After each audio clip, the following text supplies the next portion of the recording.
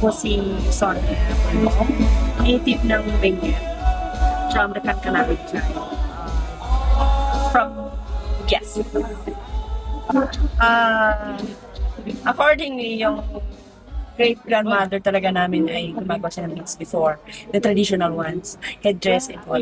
Pero nag-start ako ng beading nung nagkaroon ako ng isang office mate na nagkaroon ako sakit. Na-inspired ako na ito lang yung kaya kong gawin eh. Ito yung talent ko. So, nag-fundraise ako.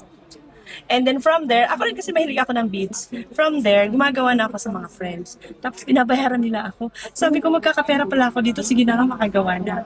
So I started from fashion na mga simple lang siya hanggang sa na-develop ko last year yung the bead loom. Na-inspire ako doon sa, actually, Ina has a big impact on me dahil sabi ko, kung siya gumagawa siya ng traditional, pwede rin ako gumawa ng mga traditional one. So, nag-partner kami. Nag-start na kami na mag-partner, ganyan. Damitan ko siya ng beads ko.